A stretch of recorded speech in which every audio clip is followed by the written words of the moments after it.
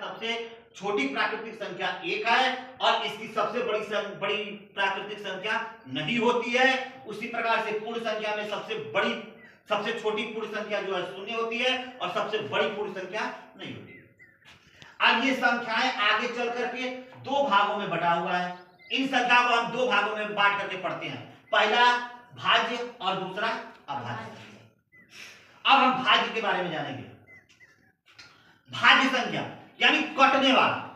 भाज्य का मतलब होता है काटना, कटना, यानी वे संख्याएं जो खुद के अलावा अन्य किसी भी संख्या से कट जाती है उसको हम क्या बोलते हैं, भाज्य संख्या। यानी जो संख्या खुद के अलावा अन्य किसी भी संख्या से कट जाए उसको क्या बोला जाता है, भाज्य संख्या। और वह संख्या जो खुद के अलावा अन्य किसी संख्या से न कटे उसे हम क्या बोलते हैं, अभाज्य संख्या। यानी जैसे कि अगर हम देखें भाज्य संख्या में तो पहली भाज्य संख्या 4 होगी, उसके बाद से 6 होगी, 6 के बाद से 9 होगी, 9 के बाद से 10 होगी, फिर 12 होगा। इस तरह से जो है बहुत सारे हो जाएंगे। यानी सबसे पहली जो भाज्य संख्या है वो 4 होती है। इसके बाद से आता है नंबर अभाज्य संख्या का।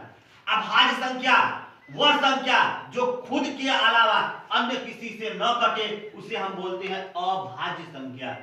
अभाज्य संख्या सबसे पहली अभाज्य संख्या 2, फिर 3, उसके बाद से 5, ऐसे करके अनंत होती है। तो अगर आप एग्जाम में ये पूछे कि सबसे पहली अभाज्य संख्या, तो सबसे पहली अभाज्य संख्या 2। अगर ये पूछे कि सबसे पहली भाज्य संख्या तो 4।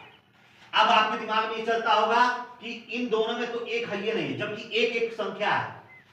तो एक ऐसी संख्या होती है जिसको ना तो भाज्य संख्या कहा जाता है ना तो अभाज्य संख्या। इन दोनों श्रेणियों में इसको नहीं रखा जाता है।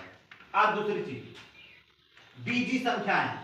बीजी संख्याएं उसे कहते हैं जो वह संख्या पद्धति जो बीजों द्वारा लिखी जाती है, जैसे कि क से लेकर के अज्ञा तक और ए से लेकर के जो है जेड तक जो भी संख्याएं लिखी जाती हैं उन सभी संख्याओं को जो है हम बीजी संख्या कहते हैं। जिसमें बीज यानी बीजी का मतलब व्यंजक, जो हम व्यंजक का इस्तेमाल करके जो व्यंजक को ला करके जो संख्या पद्धति निर्माण की जाती है, जो संख्या लिखी जाती है उसको हम बीजी संख्या कहते हैं।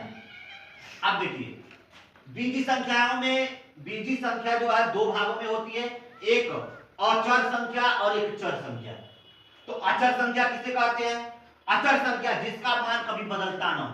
यानी जितने भी आपके प्राकृतिक संख्याएं और पूर्ण संख्याएं होती हैं वो प्रत्येक संख्या जो है अचर संख्या होती है। जैसे कि 1, 2, 3, 4, 5, 6, 7, इस तरह से अनंत संख्याएं होती हैं जो कि अचर संख्या होती है।